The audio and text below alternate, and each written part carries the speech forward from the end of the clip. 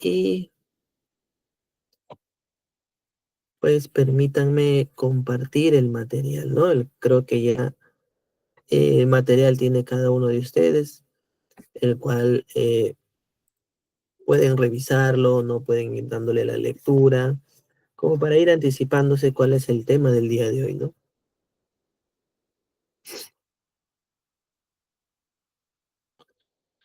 Muy bien.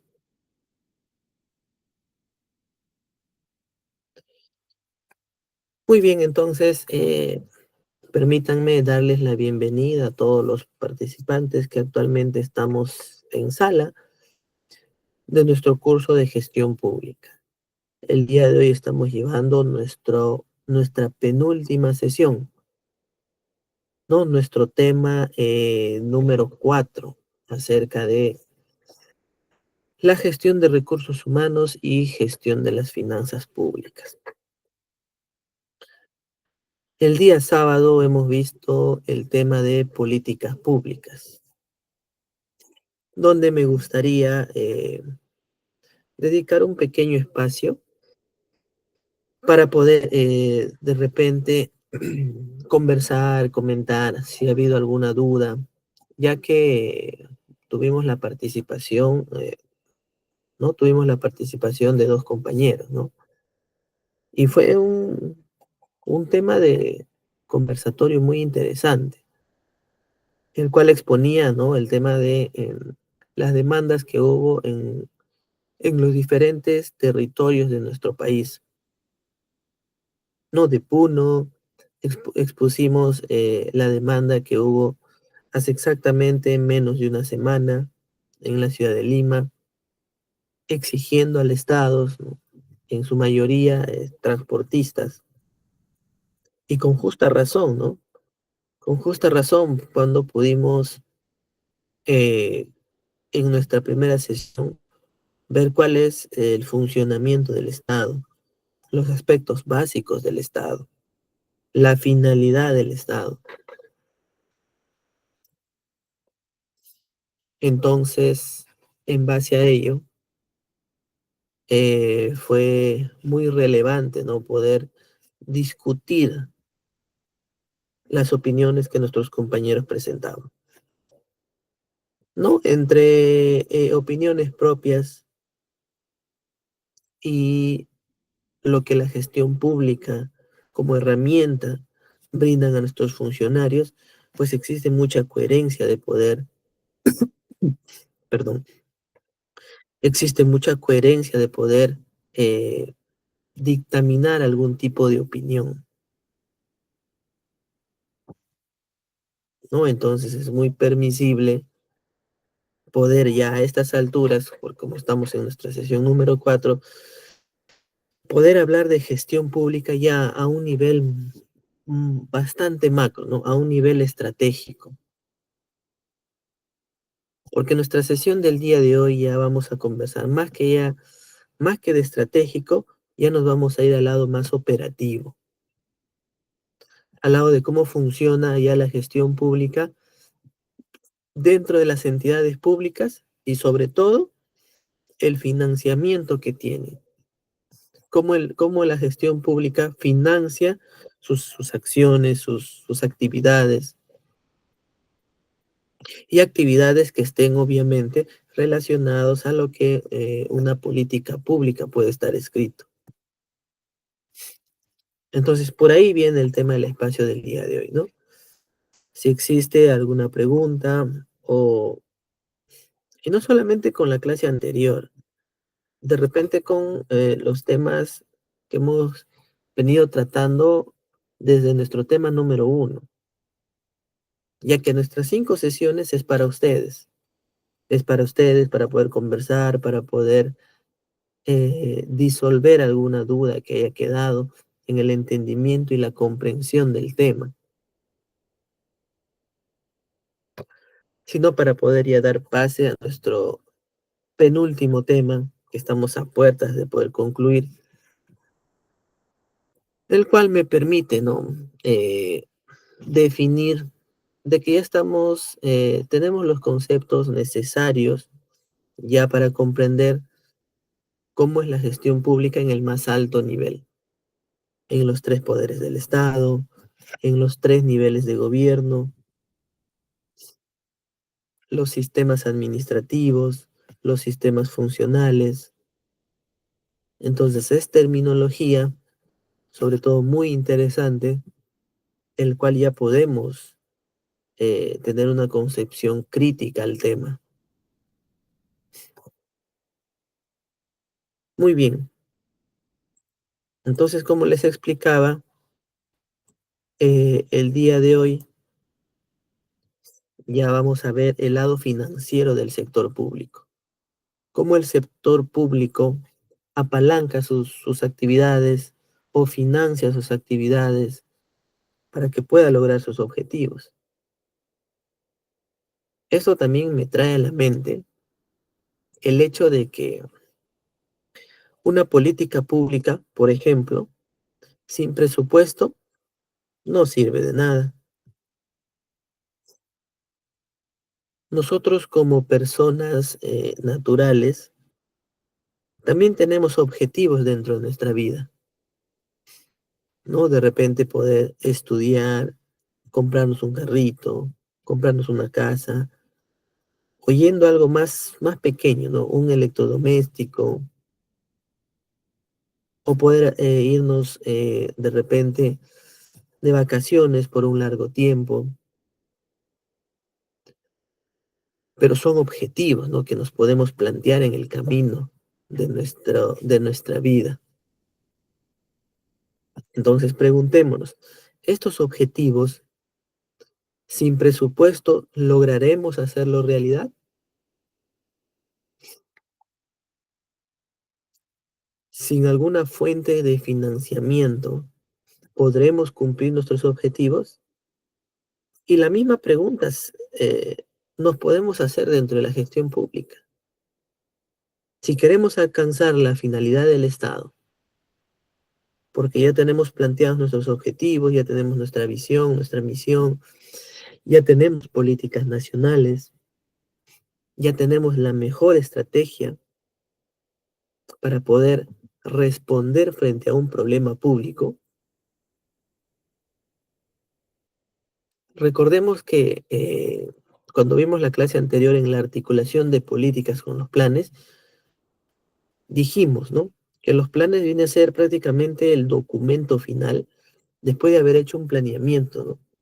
De haber diseñado las políticas públicas y dentro del plan también ya empiezo a asignar recursos. Y uno de ellos, pues para que pueda funcionar, es el tema financiero. Designar presupuesto para el cumplimiento de una política pública.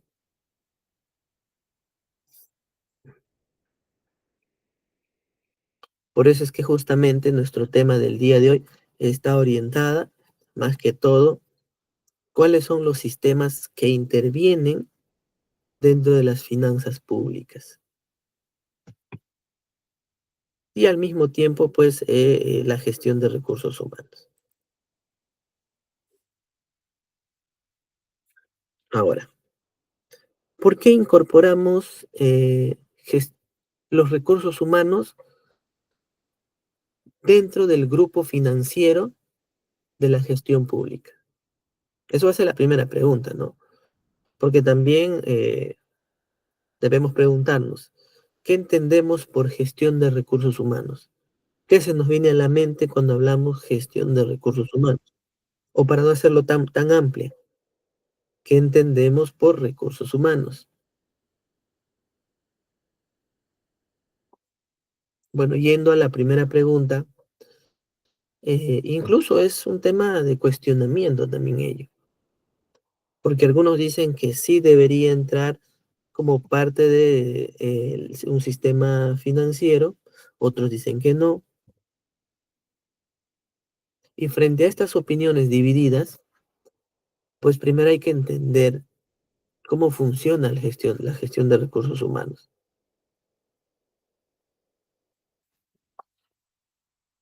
Empecemos entonces. ¿Qué entendemos por gestión de los recursos humanos? Primero, un análisis Buenas noches, Walter, bienvenido al curso.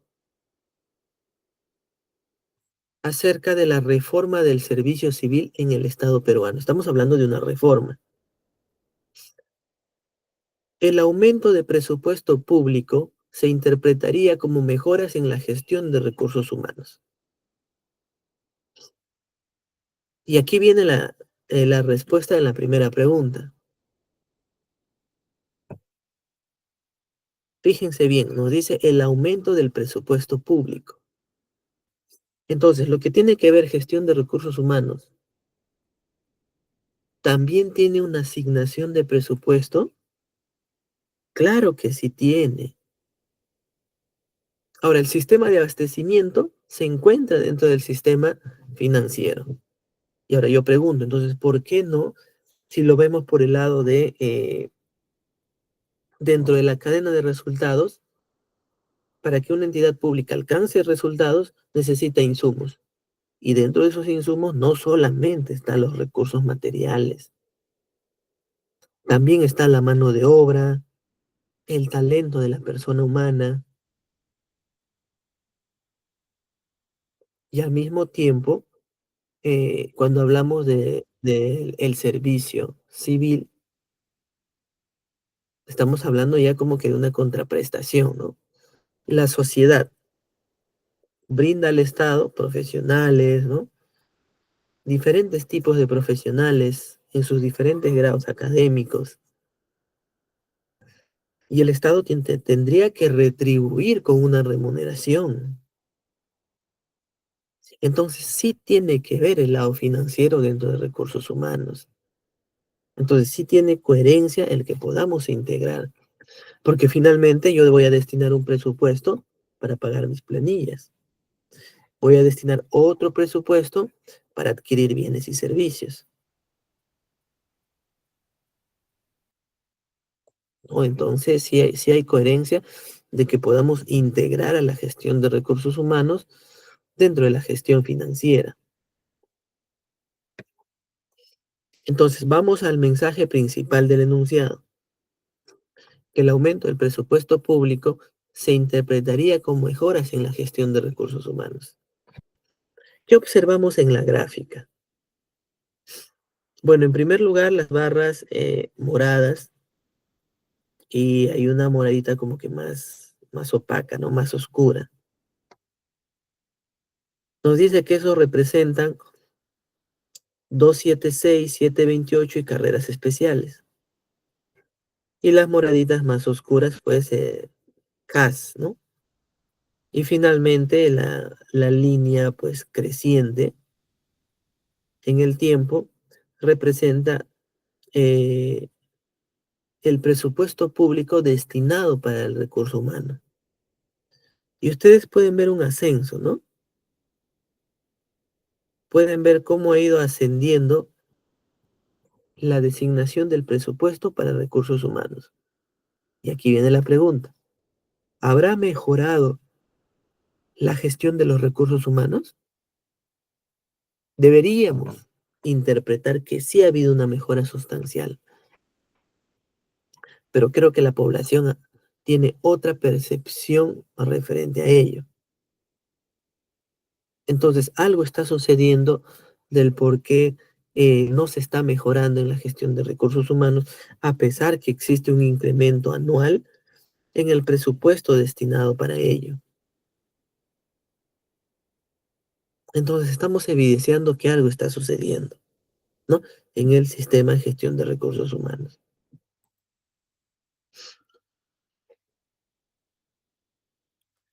Servidor civil.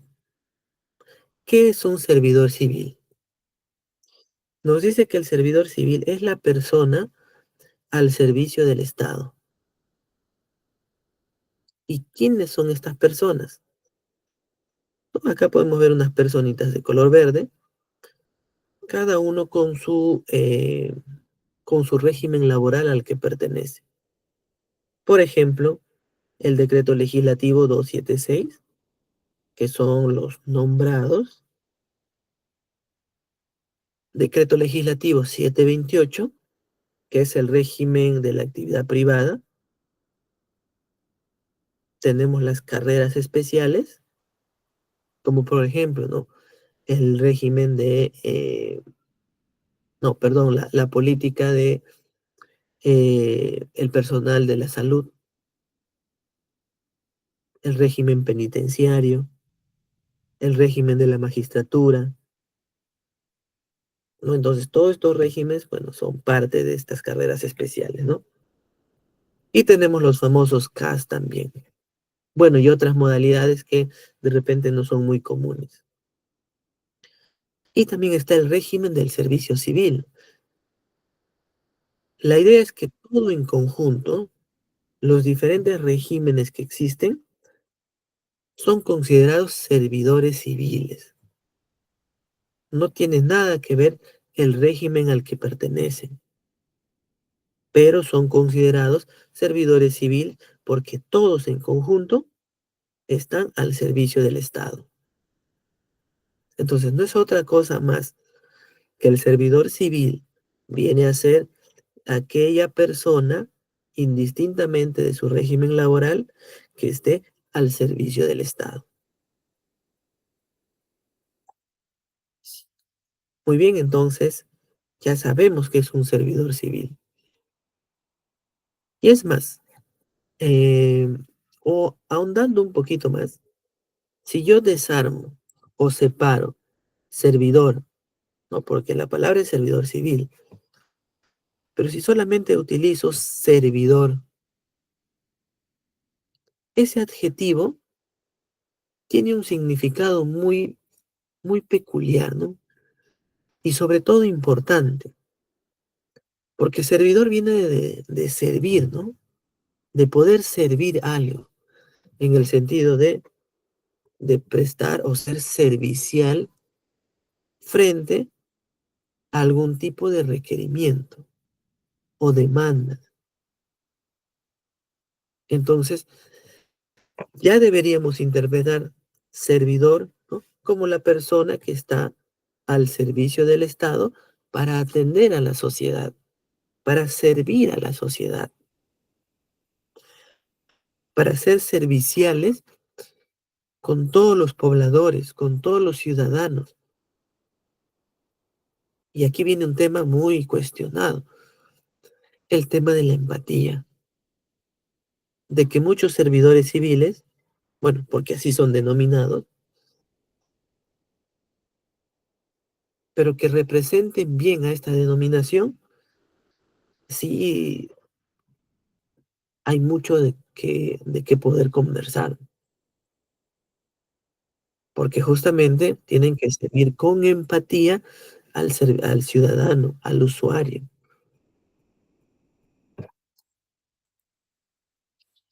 Ahora, ¿qué es el servicio civil?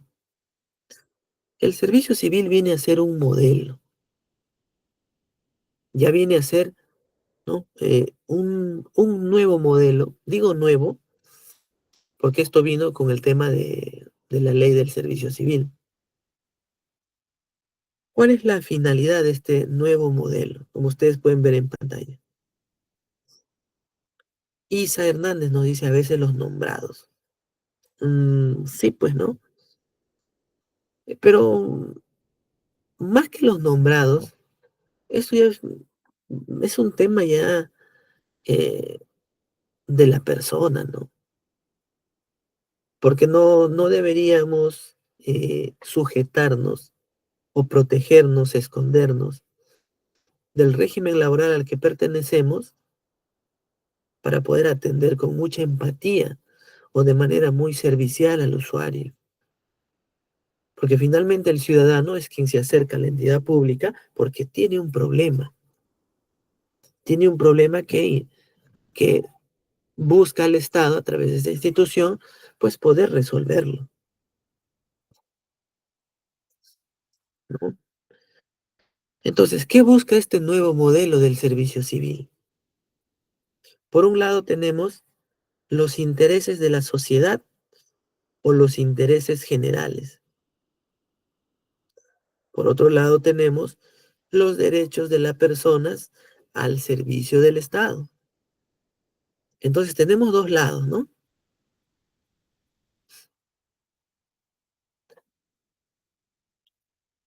Ya hemos visto que la persona que está al servicio del Estado es el servidor civil. Entonces, como que este modelo busca equilibrar ambos lados, que existan derechos, oportunidades de mejora, mejores remuneraciones para los servidores civiles y al mismo tiempo pueda ponerse por encima los intereses de la sociedad para poder prestar servicios de calidad y poder atender a toda la ciudadanía. Entonces, este modelo es como que busca, ¿no? Eh, poder tener servidores bien remunerados, servidores escogidos con meritocracia, con buenos beneficios, con oportunidades de crecimiento, para que estos en su mejor rendimiento posible pueda transformarse en servicios de calidad a la ciudadanía y estos a su vez puedan responder a los intereses de toda la sociedad, no a intereses personales, sino a intereses colectivos, intereses de la ciudadanía. Entonces, este es el modelo del servicio civil que tiene esa finalidad, sencillamente prestar servicios de calidad. ¿Cuáles son las características de la gestión de los recursos humanos en el sector público? Aquí tenemos pues la gestión de recursos humanos. Por ejemplo, una característica, 15 regímenes laborales con distintos deberes y derechos. En la segunda lámina, cuando expusimos qué es un servidor civil, pudimos ver unos cuantos, ¿no? Pero existen muchos más. Y esto es un gran problema que existe dentro de la gestión de recursos humanos. Que finalmente esta reforma, a través del ente rector, del sistema administrativo de gestión de recursos humanos, se intenta resolver. No sé si ustedes han escuchado el régimen de la ley Servil, donde este régimen, pues justamente nace en aras de buscar unificar los múltiples regímenes laborales en uno solo, para que no exista esa desigualdad entre regímenes laborales. Voy a poner un ejemplo muy sencillo. Tenemos dos abogados, ¿sí? Ambos son abogados, egresados de la misma universidad, trabajan en la misma entidad pública, trabajan en la misma unidad, vamos a suponer asesoría jurídica, ¿sí? De una entidad X, pública, por supuesto. Ambos realizan el mismo trabajo, solamente tienen una diferencia. Uno de ellos pertenece al régimen 276 nombrado, y el otro de ellos pertenece al régimen de la 1057, CAS.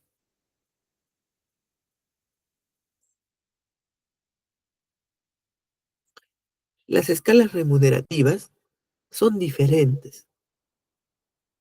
Un profesional de nivel, bueno, los niveles remunerativos para nombrados existe, pues, ¿no? Desde la F hasta la A. Un profesional actualmente, pues, incluso con el incentivo único CAFAE, eh, más o menos bordea los 3.000 soles. Pero un CAS como profesional aproximadamente estará, pues, no sé, en sus 6.000, 5.000, 7.000. Entonces ahí viene el problema frente a los diferentes servidores civiles que se encuentran con esa desigualdad de regímenes laborales. Y esto afecta a las actividades de cualquier entidad pública. Porque imagínense que lleguen expedientes, ¿no? A esta entidad pública X, donde necesitamos a estos dos abogados que puedan, pues, atender los expedientes. Y aquí viene la pregunta o el análisis, ¿no?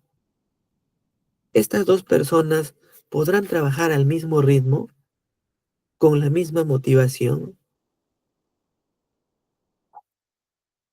Yo creo que no, ¿no? Y de repente ustedes comparten conmigo. Porque aquí viene el famoso, ¿no? La famosa frase, ¿no?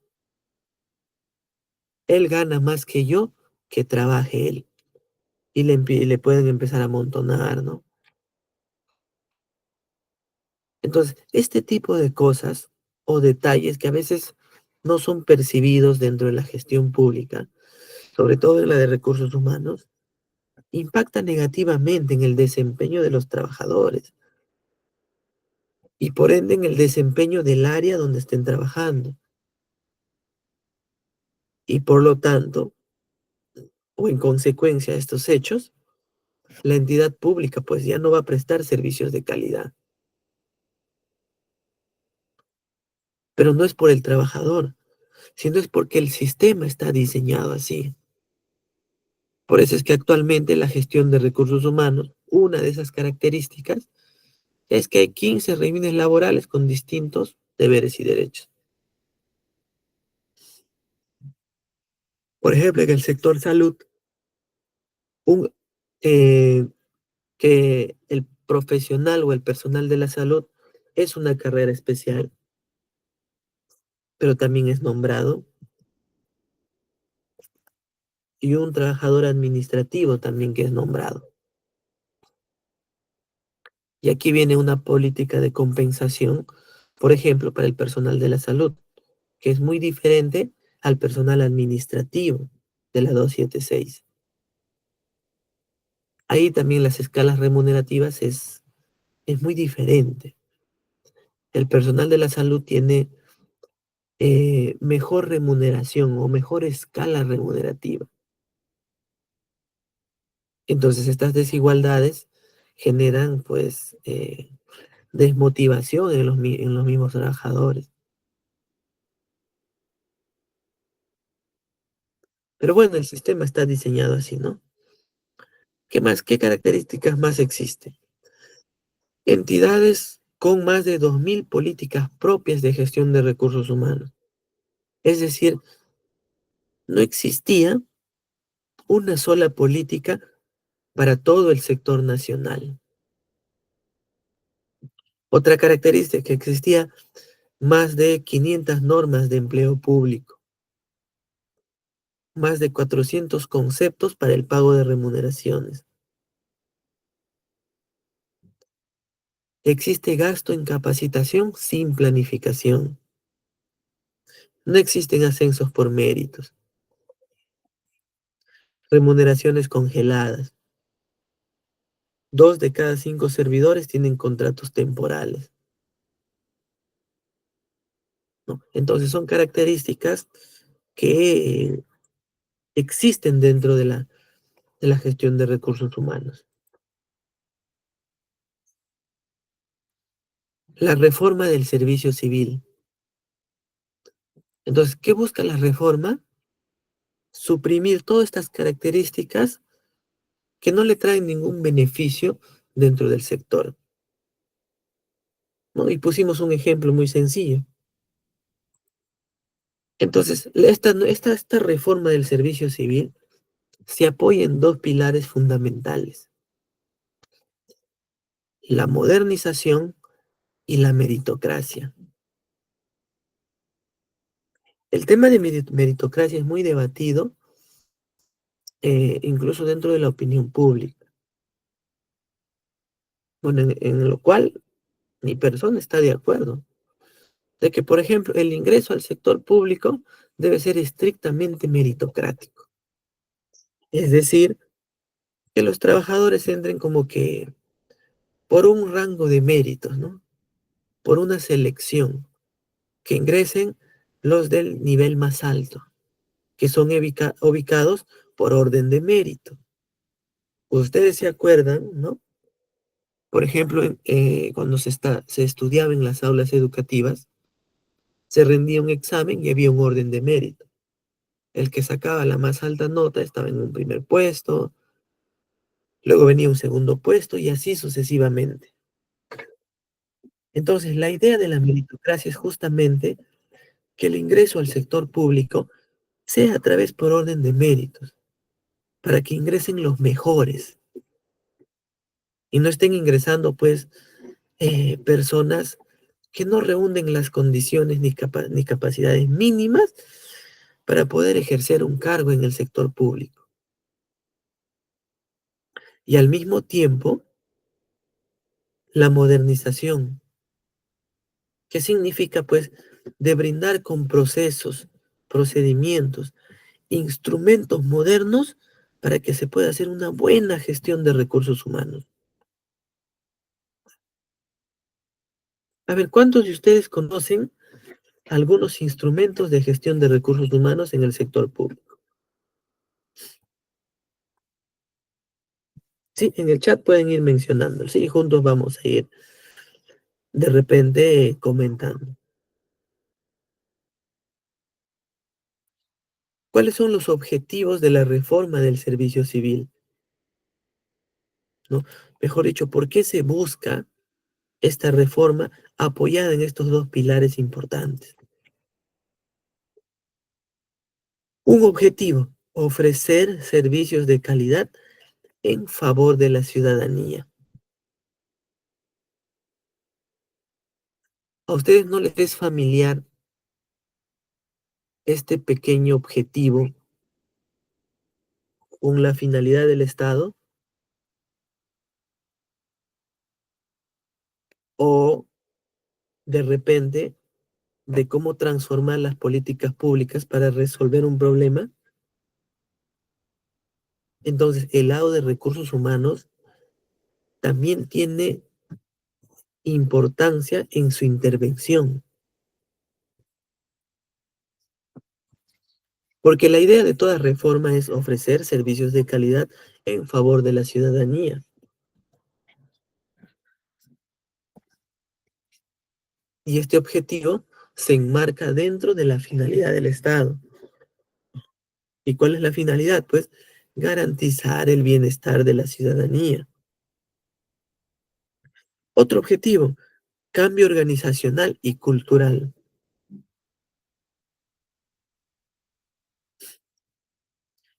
Otro objetivo, consolidar el sistema administrativo de recursos humanos y sus actores claves con instrumentos y técnicas modernas de gestión de recursos humanos. Muy bien, Susan, el bienestar social. Esta es la finalidad del Estado. ¿Y cómo puede contribuir el sistema administrativo de recursos humanos para que se pueda cumplir esta finalidad? Es de que a través de la reforma del servicio civil se alcance a ofrecer servicios de calidad en favor de la ciudadanía.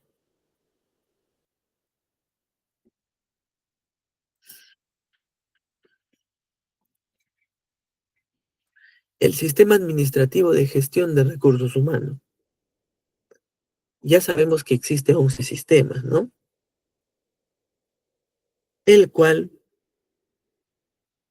uno de ellos es la de gestión de recursos humanos.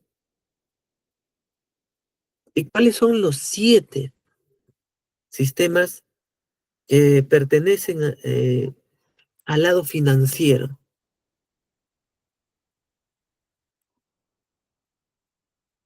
Tenemos abastecimiento, tesorería, inversión pública, contabilidad, endeudamiento público, presupuesto público y la gestión de recursos humanos. Uno, 2, 3, 4, 5, 6, 7. Ahí están los 7 administrativos ¿no? Los 7 sistemas que corresponden al lado financiero del sector público. Y ya hemos explicado por qué entra la gestión de recursos humanos, porque finalmente también destina un presupuesto para eso. Tengo que pensar en pagar sueldos, salarios de talento humano.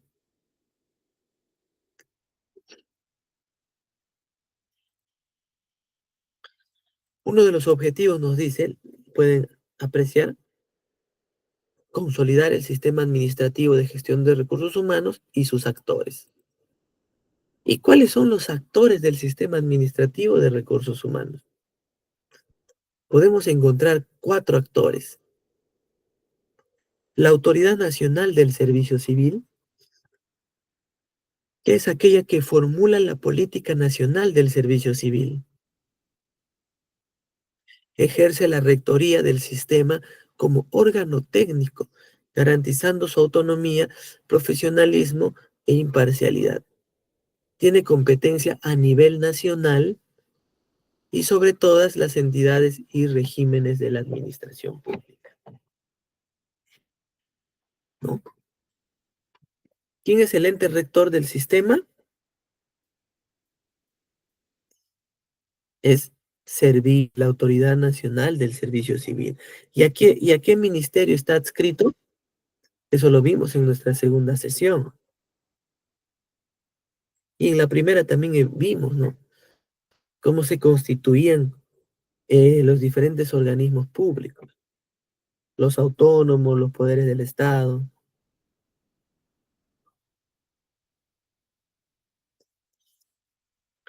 Y tenemos las oficinas de recursos humanos, que constituyen el nivel descentralizado responsable de la gestión de recursos humanos en cada entidad, sujetándose a las disposiciones que emita el ente rector. Es decir, que un actor dentro del sistema ya viene a ser las oficinas de recursos humanos dentro de las entidades, dentro de las entidades públicas. Y si es que no hay una oficina de recursos humanos, tiene que haber o existir alguien que haga esas tareas, porque finalmente son estas oficinas que gestionan a sus recursos humanos de acuerdo a los lineamientos que Servir dictamina, ¿no? A través de sus políticas. Susan nos dice con Ministerio de Economía.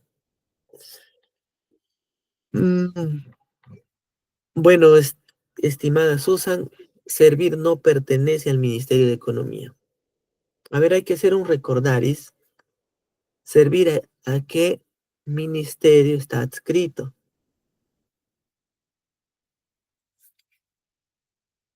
El tercer actor es el Tribunal del Servicio Civil. Es un órgano integrante de Servir que tiene por función la resolución de las controversias individuales que se susciten dentro del sistema. Es como un pequeño poder judicial, vamos a llamarlo así, ya dentro del sistema de recursos humanos. El cuarto actor es la Dirección de Gestión Fiscal de Recursos Humanos.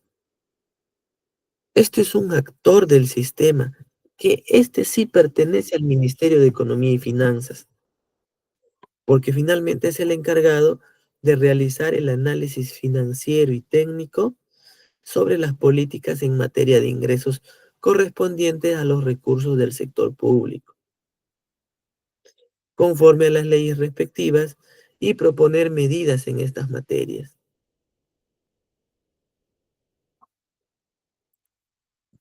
Entonces, Servir es un es el ente rector del sistema de gestión de recursos humanos adscrita a la PCM, a la Presidencia del Consejo de Ministros. No se olviden, chicos, ¿sí?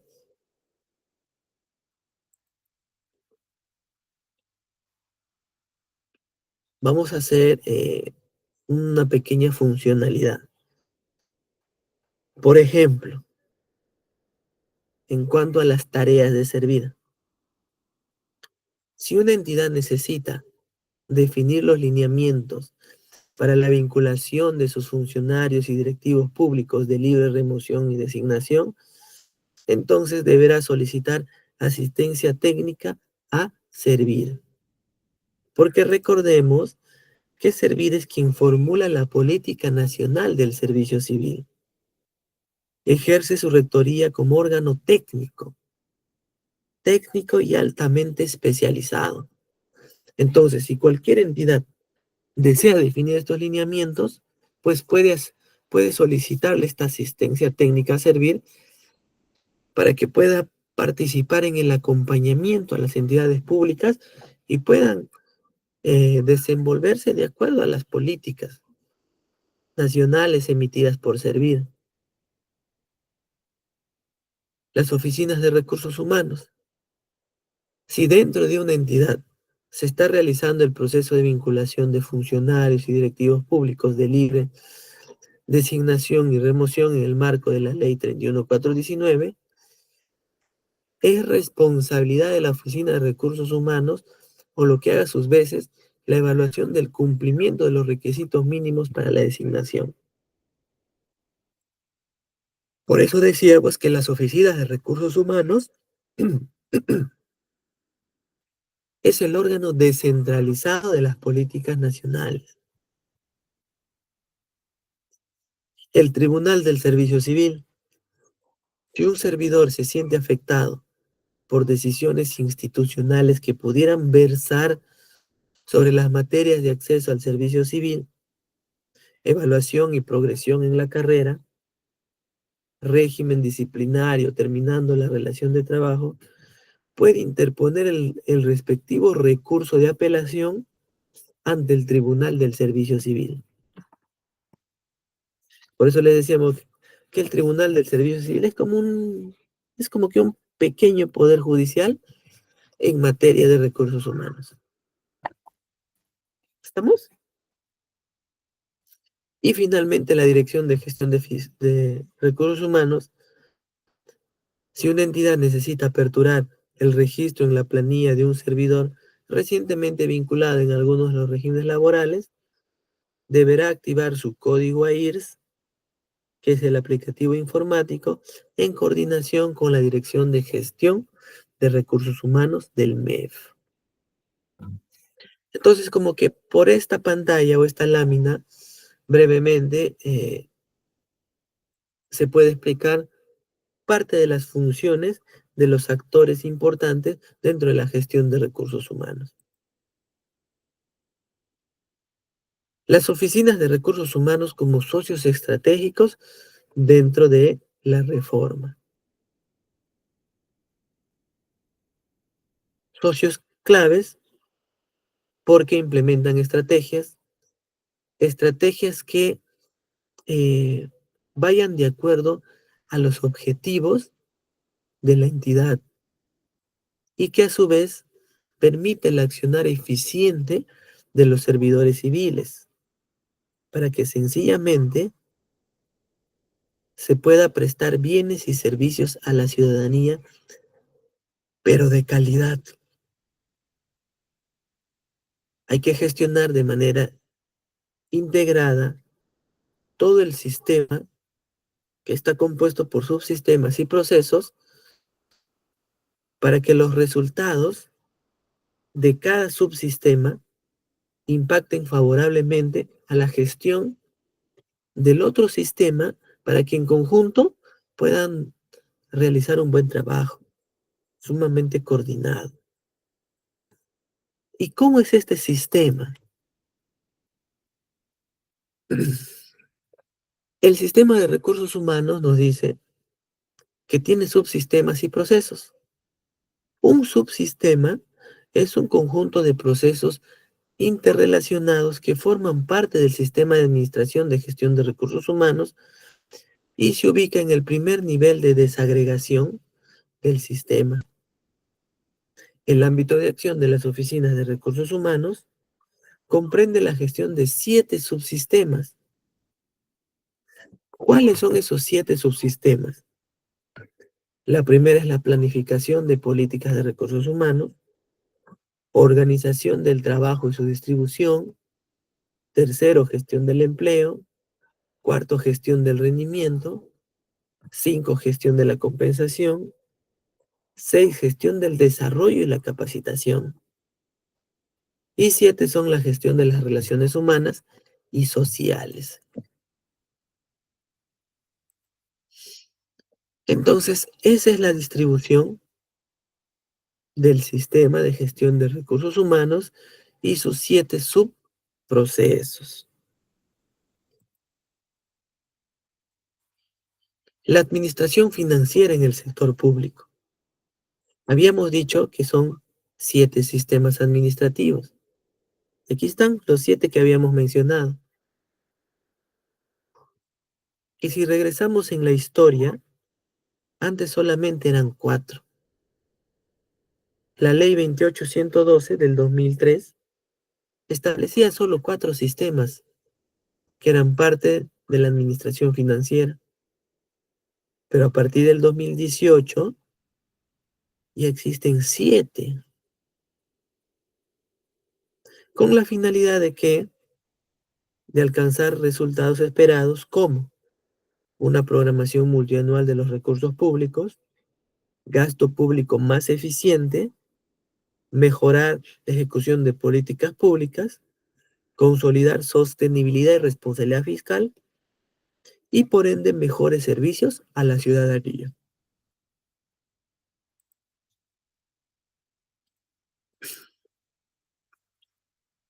Entonces, la administración financiera del sector público es la gestión de los derechos y obligaciones económicas financieras de titularidad del Estado, mediante la aplicación de reglas, principios, procedimientos, por lo que rigen sus componentes.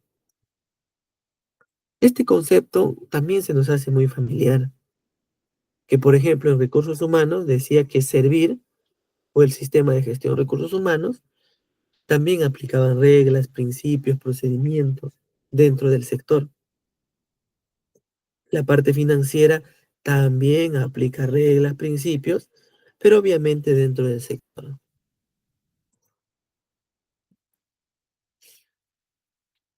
Y ahí pueden ver todos los siete subprocesos y no, perdón, los siete subsistemas y 23 procesos.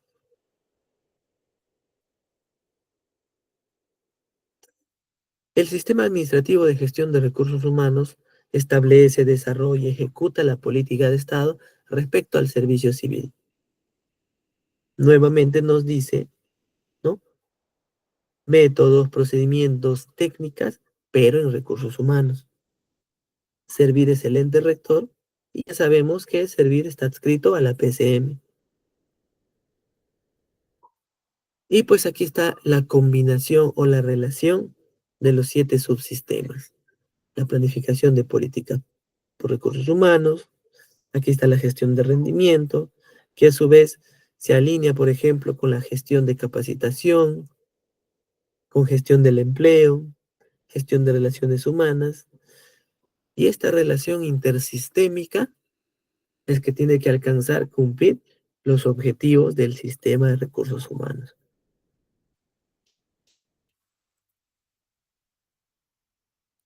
Ya vimos que los integrantes es Servir, ¿no? Como actor importante, las oficinas de recursos humanos, que finalmente son las que desintegran, ¿no?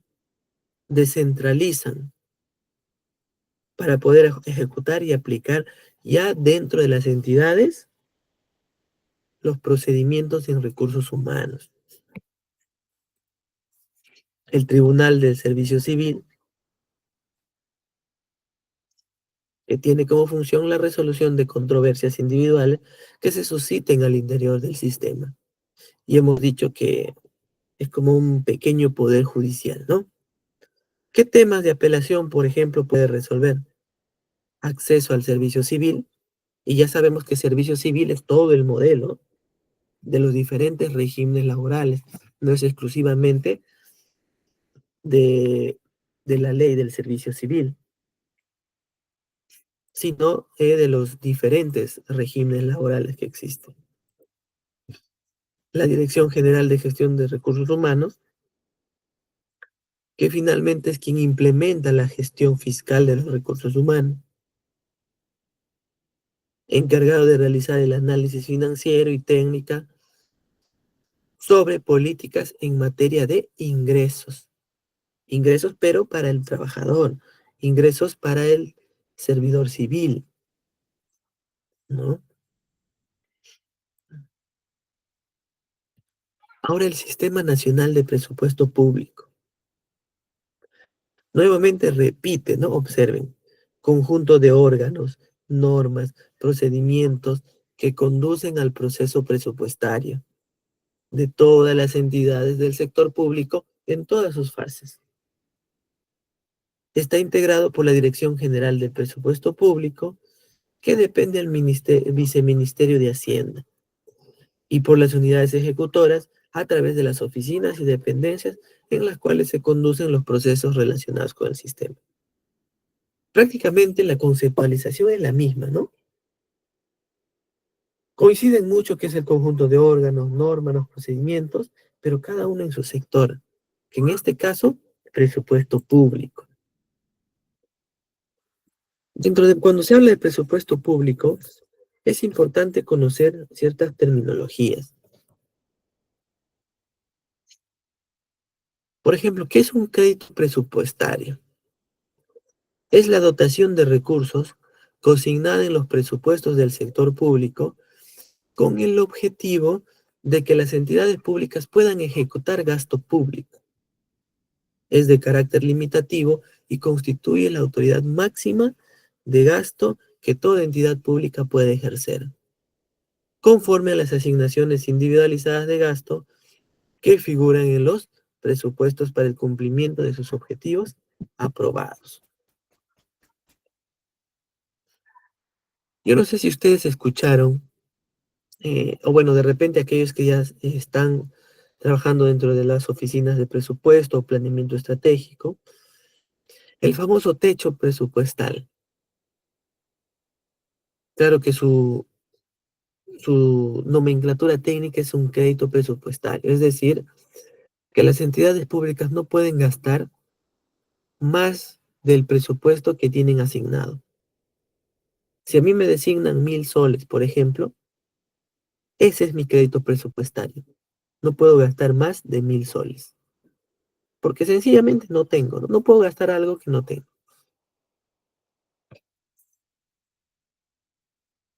Gastos públicos son el conjunto de erogaciones que por conceptos de gastos corrientes, gastos de capital y servicio de deuda realizan las entidades con cargo a los créditos presupuestarios respectivos para ser orientados a la atención de la de la prestación de los servicios públicos y acciones desarrolladas de conformidad a las funciones y objetivos institucionales. Entonces nos dice que es un conjunto de erogaciones, ¿no?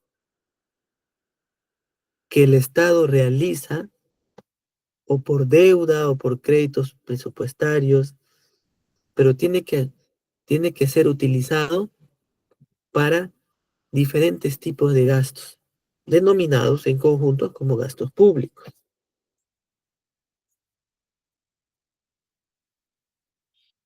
Todos los años sale una ley de presupuesto anual.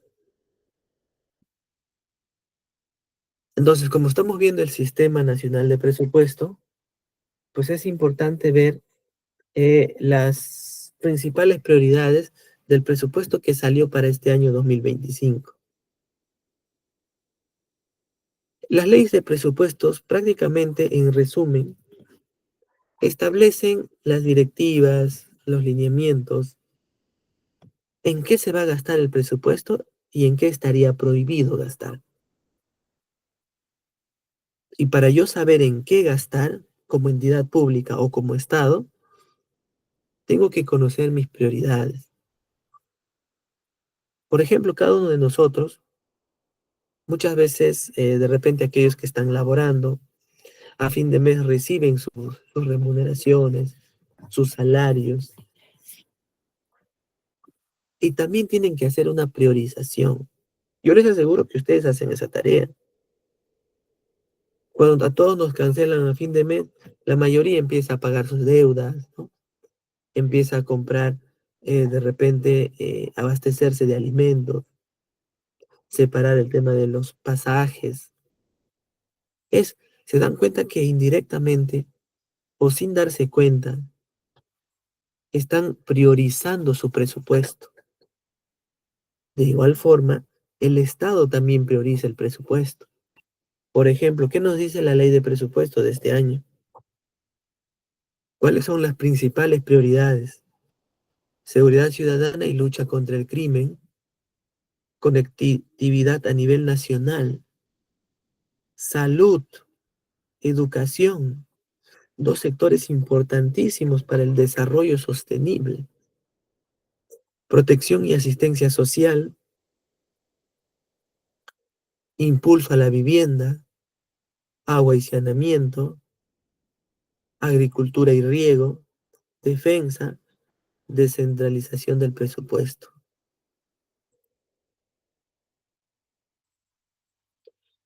Como nuestro presupuesto también ha ido incrementándose. Por ejemplo, en el 2022, hablando en millones de soles, 197 millones de soles. Y observen cuál ha sido el presupuesto para el 2025. Cerca de 252.000 millones de soles. ¿Existe un incremento? Claro que sí. Hay una variación de más 4,6% referente al 2024 nada más.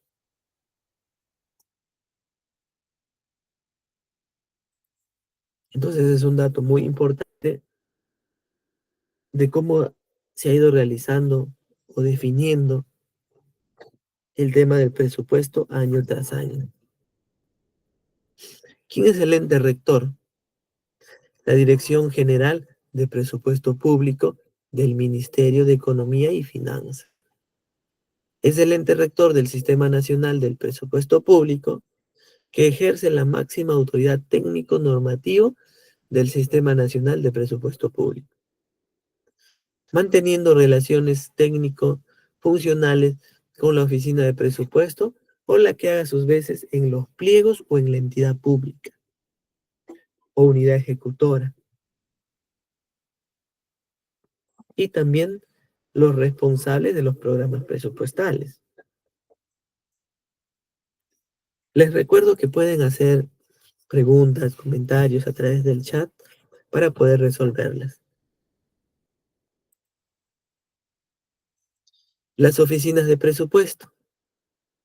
La oficina de presupuesto es el responsable de conducir el proceso presupuestario en la entidad, sujetándose a las disposiciones que emita la Dirección General de Presupuesto Público, para cuyo efecto organiza, consolida, verifica y presenta la información que se genere en sus respectivas unidades ejecutoras y sus centros de costos, ¿no? Así como coordina y controla la información de ejecución de ingresos y gastos autorizados en los presupuestos y sus modificaciones.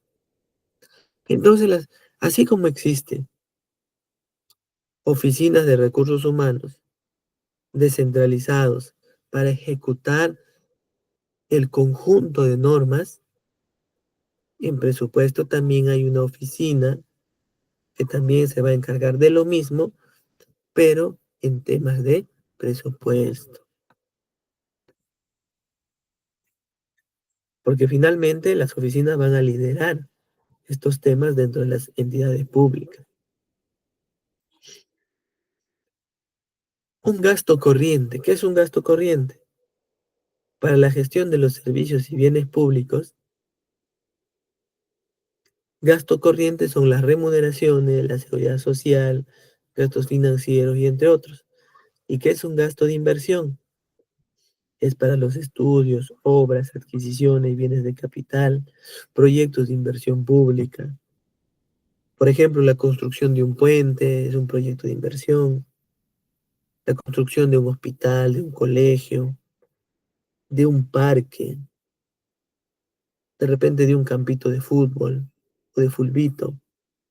Esos son proyectos de inversión. Entonces, debemos saber cómo diferenciar, siendo estos gastos de inversión.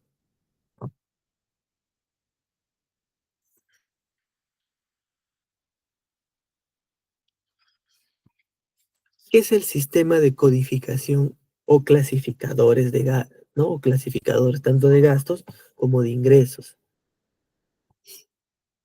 En pantalla podemos ver eh, cómo funciona esta codificación.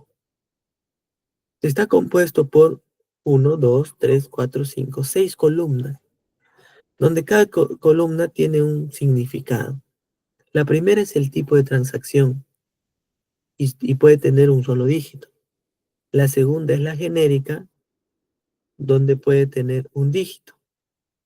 De ahí está la subgenérica, donde tiene hasta dos dígitos, la subgenérica uno. La subgenérica 2 tiene también hasta dos dígitos. La específica tiene dos dígitos y la específica 2 también hasta dos dígitos. ¿Qué significa cada, cada columna? El tipo de transacción indica el tipo de transacción presupuestal, es decir, ingreso o egreso. La genérica identifica el conjunto homogéneo de recursos, o por no decir iguales, ¿no? Así como los de la aplicación de estos. La subgenérica es el nivel intermedio de agregación donde identifica el conjunto homogéneo, más claro y ordenado de códigos de ingreso y gasto. Y finalmente la específica, que identifica el detalle de los ingresos y gastos que permite la determinación de costos del registro contable.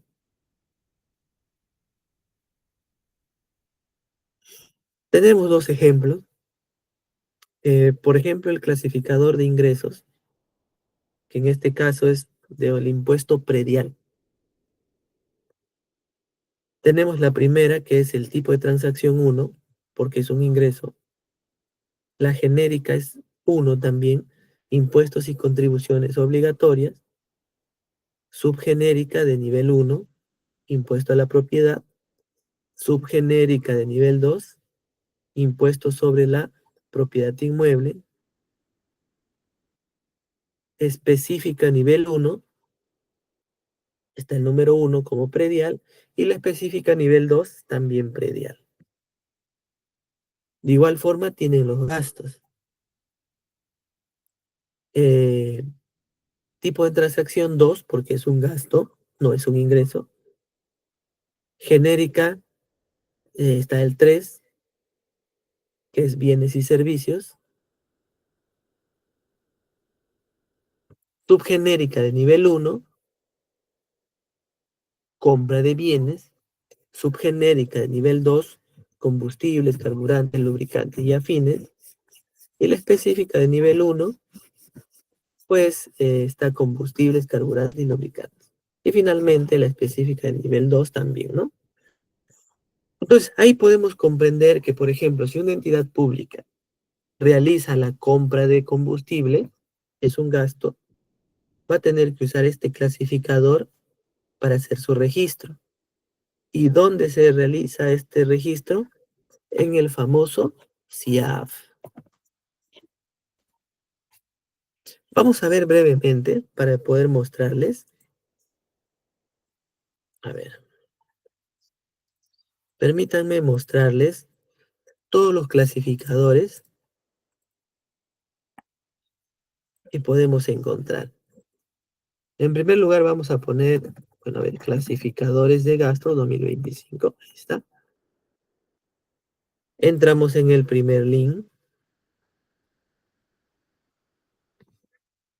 Y acá podemos encontrar, por ejemplo, clasificadores presupuestarios 2025, clasificadores presupuestarios 2024, 2023, y así sucesivamente, ¿no? Porque cada año a veces hay ciertas modificaciones o agregan nuevos clasificadores o suprimen clasificadores. Por eso es que cada año como que van renovando ellos, ¿no? A ver, entramos aquí, el tercer punto que dice clasificador económico de gastos para el año fiscal 2025. Hacemos clic ahí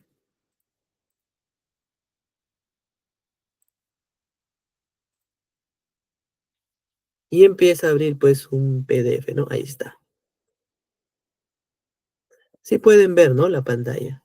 Por favor, me van confirmando que sea con las reacciones para poder...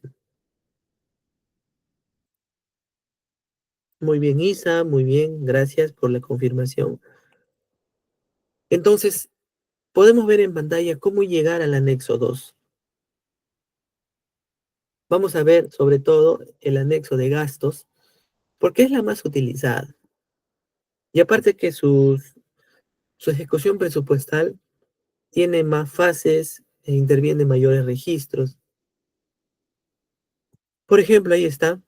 Dijimos que el primero era el tipo de transacción, gastos presupuestales. Por ejemplo, ¿qué tipo de gastos tenemos? Personal y obligaciones sociales. Eso quiere decir que en la 2.1 vamos a encontrar todo lo relacionado al pago o al gasto que se va a utilizar en el personal y sus obligaciones sociales.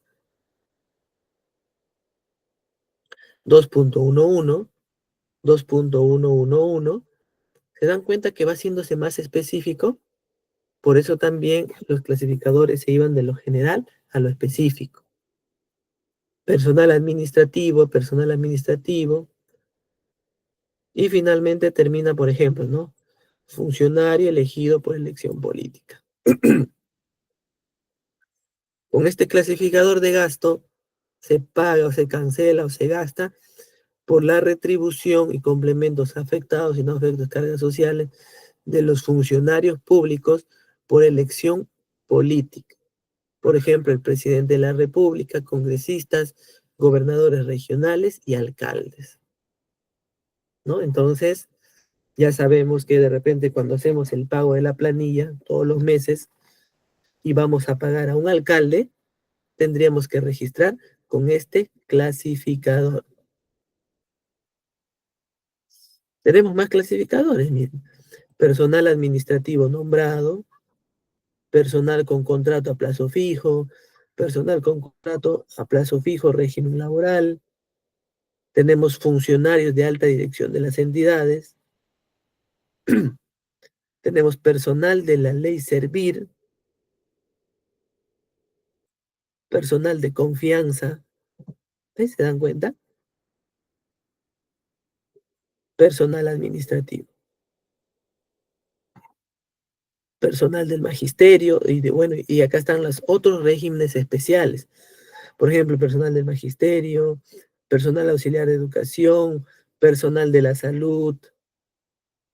¿Qué más tenemos? Personal judicial, docentes universitarios, personal diplomático. También podemos encontrar el personal militar y policial. Entonces, si estuviésemos en la Policía Nacional, por ejemplo, y vamos a pagar sus sueldos, tendríamos que pagar con este clasificador de gasto, ¿no? Eso sería el registro correcto en el CIAF. Cuando vamos a pagar gratificaciones, aguinaldos, dietas, personal penitenciario, docentes, también están los CAS, con estos dos clasificadores, son estos que estoy resaltando, se pagan, ¿no? Las planillas CAS, ¿no? Entonces, por ejemplo, ahí viene con todo el tema de la 2.1, que es el pago de personal. De ahí viene la 2.2, pensiones y los diferentes pensionistas, ¿no?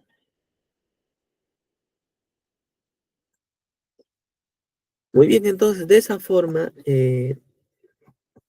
se ven o se utilizan los clasificadores de gastos. La 2.3 ya se refiere a bienes y servicios.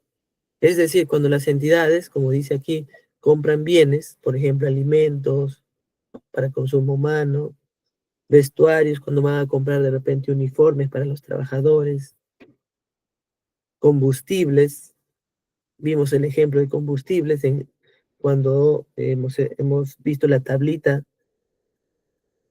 de los clasificadores, cuando se va a comprar productos de aseo, limpieza, y así sucesivamente, ¿no? Les voy a compartir el link para que ustedes puedan, a ver, les voy a poner para que ustedes mismos también puedan navegar, ¿sí? Para que puedan revisar, puedan conocer un poquito más. Voy a regresar a la presentación. Ahí está.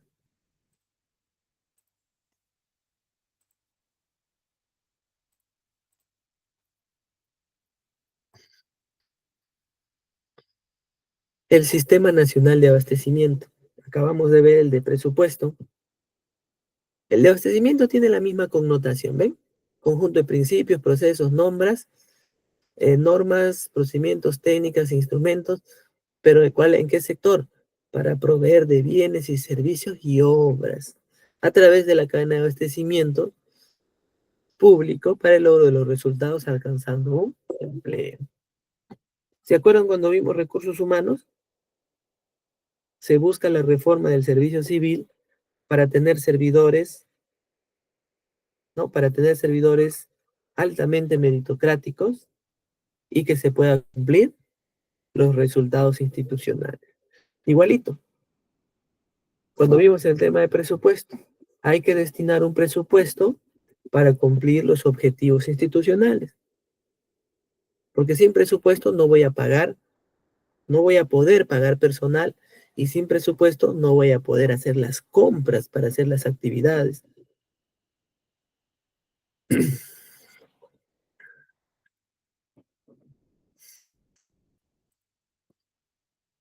Eh, el Sistema Nacional de Abastecimiento también realiza una programación multianual de bienes y servicios, que pues es una programación para 3 años.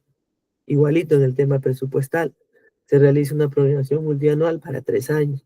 Por ejemplo, ahora que estamos en 2025, la programación multianual va a ser 2026, 27 y 28. Más o menos se hace una estimación, en el caso de abastecimiento, cómo más o menos se va a determinar su cuadro multianual de necesidades.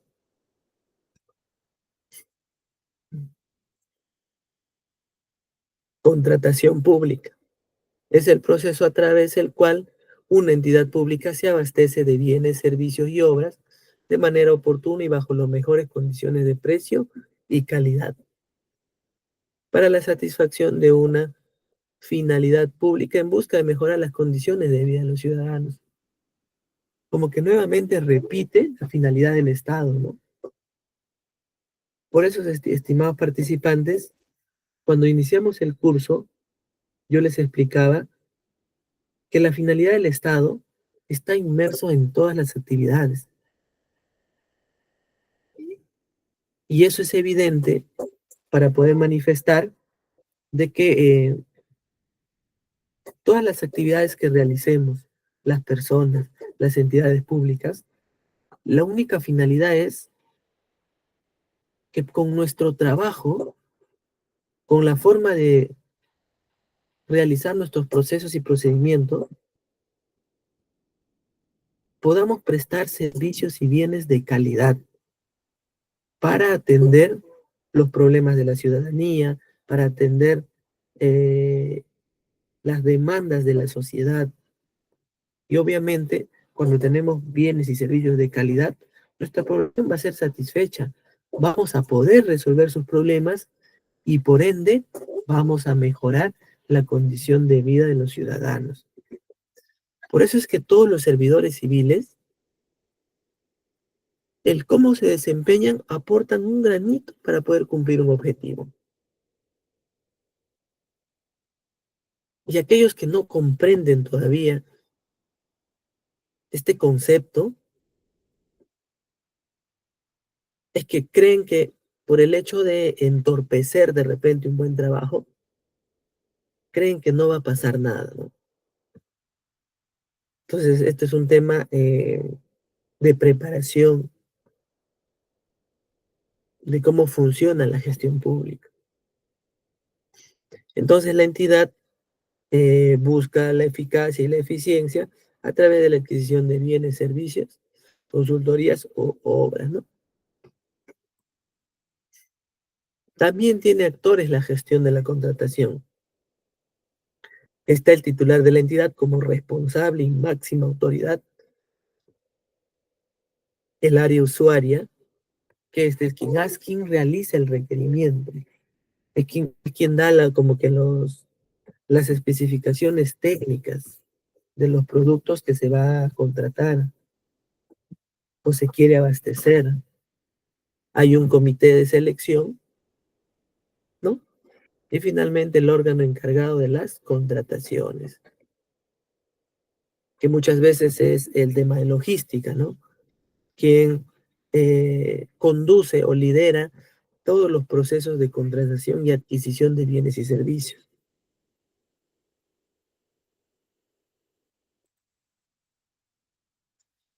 Cuando hablamos de contrataciones, también es importante conocer al órgano regulador o el órgano supervisor.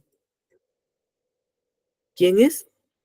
La OCE, Organismo Supervisor de Contrataciones del Estado, donde regula, supervisa los procesos de contratación que realizan las entidades públicas, cautelando la aplicación eficiente de la normatividad y promoviendo las mejores prácticas para el uso óptimo de los recursos públicos y la satisfacción de las necesidades de la población, ¿no?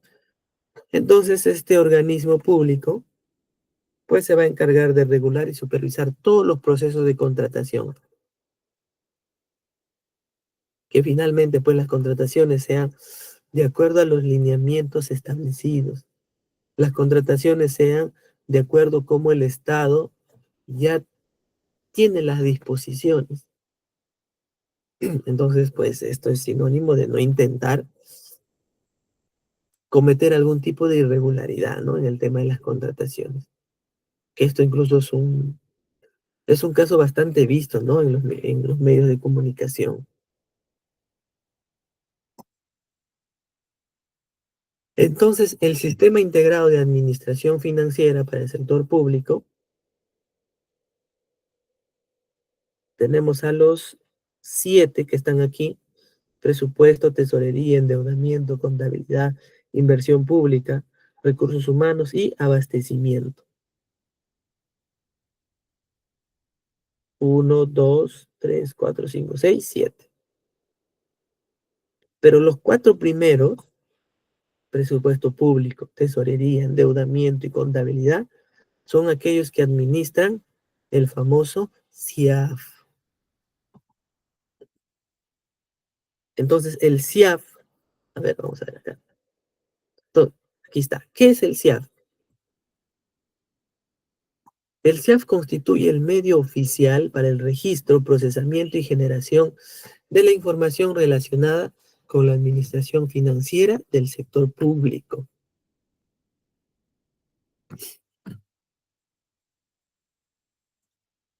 El registro de la información es único, obligatorio por parte de todas las entidades y organismos del sector público a nivel nacional, regional y local. El funcionamiento y operatividad del CIAF se desarrolla en el marco de la normatividad aprobada por los órganos rectores. Y a eso me refiero. ¿Quiénes son los órganos rectores del CIAF?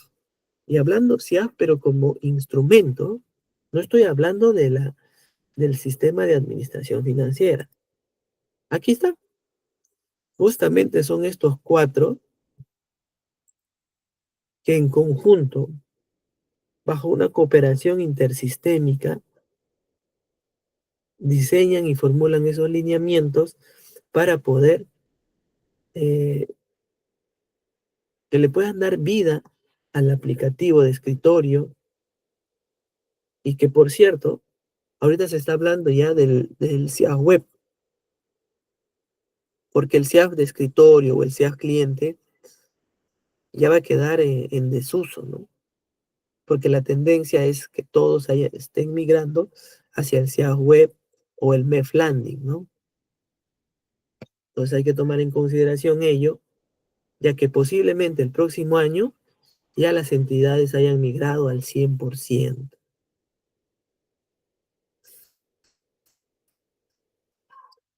¿Cómo es la interoperabilidad del SIAF? Estoy hablando del aplicativo. Aquí están los 4 entes rectores de los 4 sistemas que le dan lineamientos al SIAF. Y recuerden que el concepto que nos dice, eh, para el registro, el SIAF es un medio para el registro. ¿Qué tipo de registro? ¿Se acuerdan que hemos explicado los clasificadores? Son esos registros que se tienen que ingresar a través, pues, de sus diferentes fases presupuestales. Y aprovecho también esta oportunidad para invitarlos, porque también estamos dictando el curso del SIAF, del Sistema Integrado de Administración Financiera, que empezó el día de ayer, y podrían, pues, de repente consultar a nuestra coordinadora que les pueda apoyar si desean participar también en este curso, ¿no? Y ahí se va a explicar con mayor profundidad estos temas del Sistema Integrado de Administración Financiera, ¿no? Mejor dicho, cómo funciona esto. Ahí tenemos el SIAF, tenemos el pliego, la unidad ejecutora, la base de datos, la SUNAR, Infobra, RENIEC, el SEACE, OCE, SUNAT, la Contraloría, el Ministerio de Economía y Finanzas y Banco de la Nación. Entonces, este es el aplicativo informático que de manera con una operabilidad entre todas estas instituciones y algunas más también que no están pues en el gráfico, ¿no? Por ejemplo, dice que todas las entidades públicas están en la obligación de registrar en el SIAF sus adquisiciones. Por ejemplo, ¿no? Vamos a suponer que esta ejecutora compra, compra alimentos, ¿ya? O bueno, compra uniformes para repartir a sus trabajadores. Entonces realiza las fases, ¿no? Las fases de acuerdo al regulamiento de los sistemas, que por ejemplo, la ejecución presupuestal en gasto son los famosos certificados, los compromisos, los devengados y los giros. Por ejemplo, los dos primeras fases de la ejecución son supervisados o tienen los lineamientos por la Dirección General de Presupuesto Público. Y las dos seguidas fases son establecidos los lineamientos por la Dirección General del Tesoro Público. Pero todo está en el SIAF. Entonces, continuemos, ¿no? La ejecutora decide comprar uniformes. Para comprar uniformes, pues contacta a proveedores. Y para que estos proveedores puedan venderle al Estado, pues tienen que estar inscritos en el Registro Nacional de Proveedores. Y para ello la OCE empieza, ¿no?, a ingresar al SIAF para ver si cumplen, si están con todo ello, ¿no?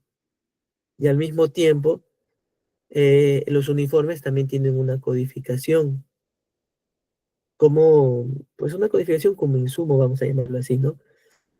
Y ahí la ejecutora va a tener que entrar al catálogo del SEACE, ¿no? Y seguir sus lineamientos para poder registrar la compra de ese uniforme.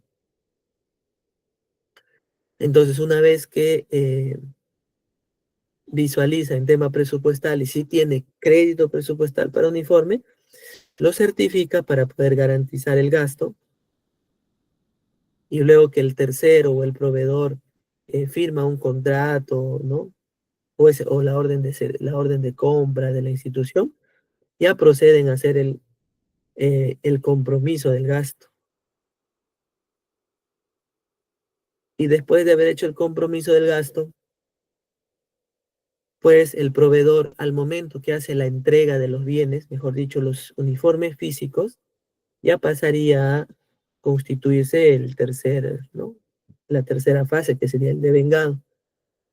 Con el devengado ya nace la obligación de pago por parte de la ejecutora. Entonces, es como que ya le debe a alguna entidad privada, ¿no? O algún proveedor. Entonces, de acuerdo a algún cronograma, esta ejecutora, como ya recibió los uniformes, pues simplemente registra en el CIAF el giro para que el Banco de la Nación, que también está aquí, pues realice la transferencia a ese proveedor, ¿no? Entonces, de esa manera y de forma muy sencilla es como pues que funciona el tema del CIAF. Tenemos el proceso de ejecución presupuestal en el CIAF. Este es el proceso que se realiza aquí adentro. Yo les expliqué con un ejemplo muy sencillo cómo en el módulo administrativo se realizaba la certificación cuando se compraban los uniformes, el compromiso anual, el devengado y el girado. Y para todo ello, para que se pueda realizar esto, hay un proceso de ejecución mucho más con tiempo hacia atrás. Porque acuérdense que de las fases presupuestales, desde la programación multianual hasta hasta la evaluación presupuestal, existen 5 y que permiten todo este camino poder comprender para poder realizar todas las acciones y actividades dentro del CIAF.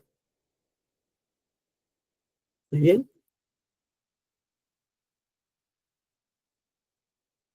Eh, existe a ver un momento,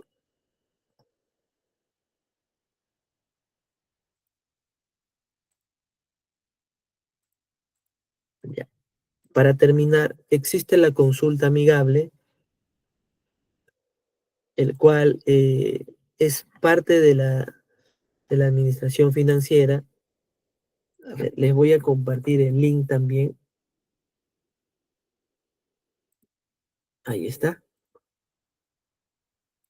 Haciendo clic en ello, pues vamos a llegar a esta página, que es una página del MEF, para poder revisar el tema de cómo se va realizando la ejecución presupuestal dentro de las entidades públicas. Y lo pueden ver ustedes aquí a nivel de gobierno, ya sea nacional, local, regional. Escogen, por ejemplo, regional, le pueden dar sector de gobiernos regionales, los pliegos. A ver, por ejemplo, vamos a ver aquí, gobierno regional del departamento de Huánuco. Vamos a ver quiénes son sus ejecutoras. Y ahí está, todas esas ejecutoras, cómo van su ejecución presupuestal. Y podemos hacer incluso más específico. Por ejemplo, tenemos, a ver, ¿de quién podemos ver brevemente?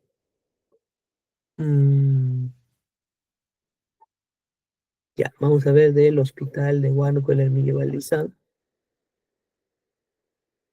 Y ya podemos ver aquí, ¿se acuerdan que vimos los clasificadores y se puede empezar a desagregar a través de la genérica? Aquí está la 2.1, personal y obligaciones, pensiones, bienes y servicios, otros gastos. Pero aquí nomás ya podemos deducir la ejecución presupuestal. Por ejemplo, en personal, o sea, las planillas, tiene una ejecución de 22.6%, certificados 67 millones, comprometidos 64. En lo que es pensiones, prácticamente ya tiene un avance del 92.3%. En bienes y servicios, tiene una ejecución de 23.1%. Y podemos seguir viendo más, por ejemplo, acá subgenérica. Eh, retribuciones y complementos, más detalle de la subgenérica. Y acá incluso podemos ver, ¿no? Por ejemplo, a ver, tiene certificado 1.700.000 en personal administrativo, o sea, la 276. Personal de la salud tiene 29 millones. CAS tiene 32 millones. Por ejemplo, con esta información dentro de la consulta amigable, que es parte del sistema de administración financiera, nosotros podríamos sacar conclusiones si entendiéramos un poquito mejor el tema de los clasificadores, las genéricas, las específicas. Y yo puedo deducir aquí, por ejemplo, ¿no? Por el tema del compromiso y la certificación, de que casi el 95% de trabajadores dentro de este hospital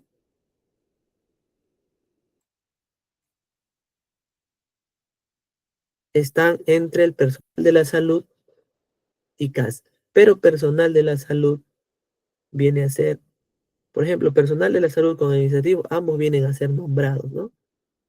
Y acá solamente donde dice CAS, aquí se encuentran tanto administrativo como asistenciales. Entonces, 30 millones con 32 millones, prácticamente el 50-50, ¿no? Es la distribución de personal dentro del hospital de Emilio Valdizán. Muy bien, y de esa manera ustedes pues pueden ir consultando, navegando, ahí en el link que les haya visto, ¿no? Walter nos dice Cajamarca. Bueno, ya que estamos ahí podríamos ver, ¿no? Vamos a reiniciar todo. Pero Cajamarca, ¿qué? El gobierno regional. Miren, nivel de gobierno regional, sector, gobiernos regionales, pliego,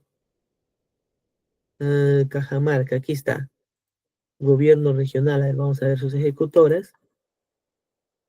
¿De quién te gustaría ver brevemente, estimado Walter?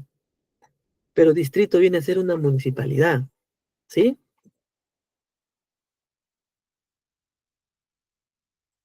A ver, vamos a regresar entonces, si es que es la municipalidad. Acá, gobiernos locales, aquí está. Entramos a municipalidades, departamento, distrito Calquis nos dice, ¿no? A ver, vamos a buscarle. Cajamarca, aquí está Cajamarca, municipalidad. Mm,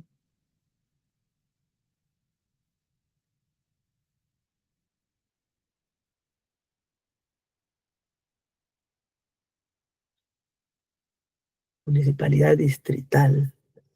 Si nos ayudas, estimado, aquí creo que está, municipalidad distrital de Calquis. Ya lo encontré. Entonces le daríamos genérica. Y ahí está, y ahí podríamos ver. Por ejemplo, en la municipalidad distrital de Calquis tiene una certificación de 517.000. A ver, vamos a seguir desagregando subgenérica. Retribuciones, detalle de la subgenérica. Y ahí está. Por ejemplo, la municipalidad, bueno, debe tener poco personal, ¿no? Personal administrativo nombrado tiene certificado 83.000 soles. En dietas, que son para los regidores, 84.600. Y en CAS tiene 271.000 certificados anualmente, ¿no? Donde gira, por ejemplo, compromiso mensual tiene un avance de 29.3% en lo que es CAS. Entonces, más o menos, si quisiéramos desagregar más, podríamos dividir, por ejemplo, 271, ¿no? 237 entre 12 y por ahí tendríamos la aproximación de la planilla mensual de la municipalidad de, referente a CAS, ¿no? De la municipalidad de Calqui. Muy bien, Walter, muy bien, estimados amigos.